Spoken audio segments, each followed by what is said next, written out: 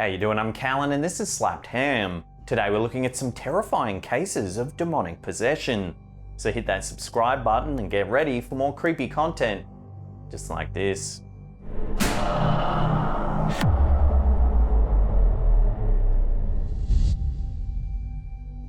A religious man inexplicably led down a demonic path. Anton Gay was said to have been possessed by the ancient demon Iscaron.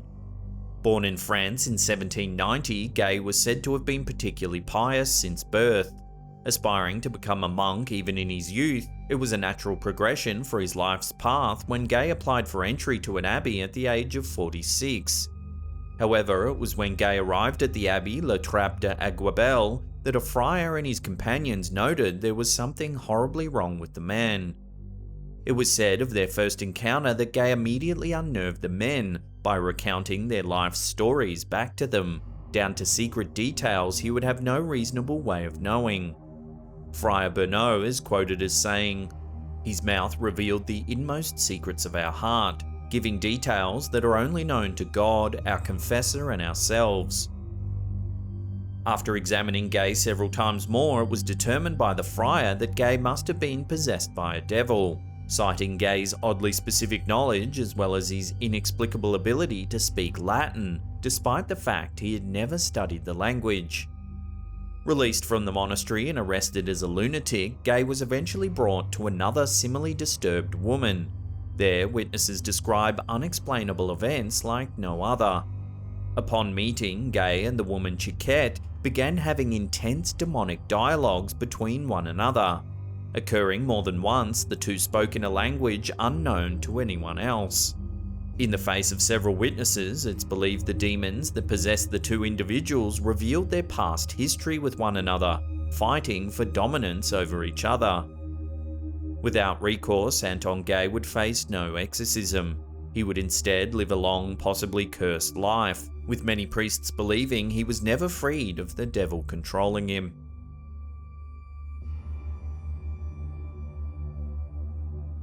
Englishman Michael Taylor claimed he was possessed by a demon in 1974 as a result of his trials during the Ossett murder case.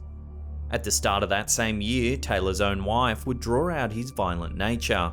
As Taylor was a member of a Christian fellowship group headed by one Marie Robinson, Taylor's wife claimed an affair between the two.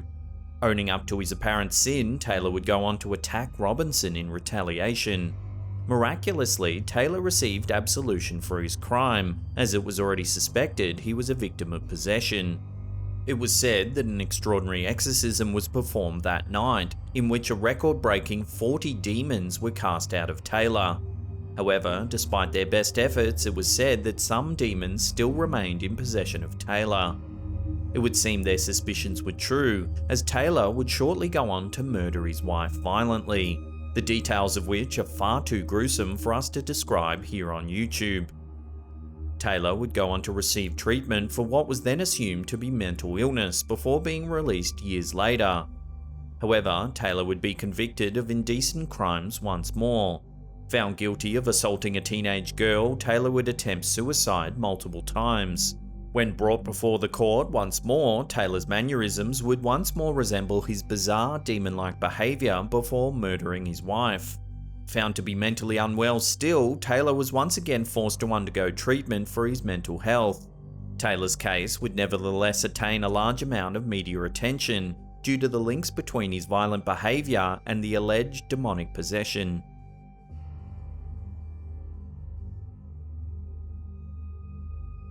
Known for their sensitivity to the occult and suspicion of witchcraft, the Puritans of Massachusetts in the late 1600s would have no tolerance for suspected demonic possession, such as what one Elizabeth Knapp faced. Remarkably, the 16-year-old daughter of a Puritan farmer served as one of few examples in which the person in question was not immediately cast out, but rather observed. Approached with a more scientific method, Knapp seems to have been studied during her possible possession, leading to a fair amount of documentation surrounding the occurrence. A servant to local Reverend Samuel Willard, Knapp's case of fits and pains was well documented by Willard himself. Remarkably, Willard, who was known for his sermons about damnation, attempted to understand and cure Knapp, rather than cast her out of his household. Knapp was said to have experienced sharp and regular pains in her body, leading to extraordinary yelling fits in complaint of strangulation. A victim of hallucinations, including regularly seeing a man standing near her, Knapp's state often left her emotionally high-strung and in hysterics. So distraught, Knapp even resorted to attempting to throw herself in the fire to be rid of her life and the horrible condition. Knapp's case goes further, as she described being tempted by the devil to hurt herself and others. Claiming she had no choice but to give in to the devil and give her body over, Knapp alarmed Willard and others. Although Willard fought to understand and help Knapp, he concluded she would need greater help than his own. Violent of both mind and body, Knapp was forced to live with her possession for at least one tormented year. However, Willard's diary, which was used to document the course of Knapp's possession, mysteriously ends with no explanation as to why, or what actually happened to Knapp. Next up is a series of alleged possessions having taken place in the early 1600s in Vie France. Beginning with one Madeleine Bavent, orphaned and in need of work between the ages of 12 and 14, a violent incident seems to have spurred much more such acts. It was said that Bavent was subject to abuse, having been drugged and sexually assaulted at that young age by a man who promised work to girls such as herself. Without catching a break, Bavent went to work as a nun at a hospital or convent, only to be pursued by priest Mathurin Picard through ill means. Picard forced Bavent to drink mysterious potions and impregnated her against her will. An investigation led to Bavent and several other women claiming they were forcibly taken to a demonic Sabbath by Picard and another priest, Father Thomas Bull. Here the girls were said to be married to a demon called Dagon. They were forced into sexual acts upon a makeshift altar. It's also said that 2 unidentified men were crucified during these demonic rituals. The investigators noted that when interviewing the victims, they all showed signs of demonic possession. The girls would contort into unnatural positions, speak in tongues, and writhe about. It was said that the devil took the form of the 2 priests, Picard and Bull, in order to tempt the women with blasphemies and heresy, beginning by tricking their otherwise devout minds into questioning the church and its teachings. The later performed exorcisms were said to reveal within the victims a strong disdain for the church and the Lord's teachings.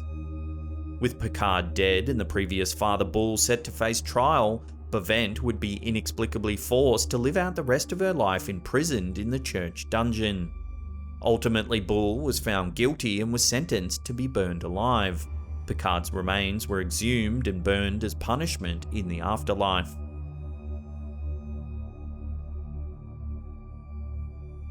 An Englishman said to have been possessed and exorcised in 1788 at the age of 44, George Lucans's case of demonic possession became well known. Known as the Yawn Dominiac, so named after the village of Yatton in Somerset, Lucans lived a life as a tailor, when out of nowhere he suddenly seemed to go mad. Said to yell and sing in odd voices, a pastor quickly took interest in the case. A long-time victim of strange fits, medical experts at the time saw fit to diagnose Lucans with having been possessed by no less than 7 demons. Violent and opposed to the exorcism, the experience went so far as to include a distraught Lucans singing inverted hymns. While it would seem the exorcism was ultimately successful, as Lucans would go on to live a relatively normal and otherwise undisturbed life, some would doubt the idea he was ever truly possessed in the first place. Some criticised the need for the exorcism, citing Lucan's long-time apparent epilepsy as the cause of his maladies. Despite a difference in popular opinion and an attempt to keep the case quiet, the case of Lucans's possession would go on to be widely documented and discussed throughout history. Before we take a look at a curious case of demonic possession that's said to have taken place in South Africa, remember to hit that subscribe button, then tickle that little bell icon there. Then turn on all channel notifications. That way you'll be in the loop every time we drop our scary and mysterious videos. Also, remember to give that thumbs up button a noogie on its cheeky little noggin. In a comparatively recent case of demonic possession, the South African girl Clara Jumana Sell was said to have experienced her personal tragedy in 1906. At the young age of 16, Sell lived her life as a devout and baptized orphan. Without explanation, Sell is said to have made a pact with Satan himself, allowing a demon to possess her body. The result was an astounding change visible to all those around her. Sell was said to have suddenly learned to converse in languages she would otherwise have been ignorant of, such as Polish and French. The gift of unnatural and unsettling clairvoyance came to Sell as well, allowing her to divulge the secrets of those around her. Speaking in tongues, possessed of unnatural strength and unable to stand the presence of holy objects, all signs pointed to Sell's clear case of demonic possession. While some went so far as to claim Sell had the ability to float in the air and move objects with her mind, it was a clear enough case to the religious order that Sell likely suffered a true possession and not any sort of mental illness. During her 2-day exorcism, it was said Sell attempted to violently attack the priests sent to cure her. From flinging away holy objects to attempting to subdue one of the priests through strangulation, it was clear Sell's case was a dire one by the time the exorcism took place.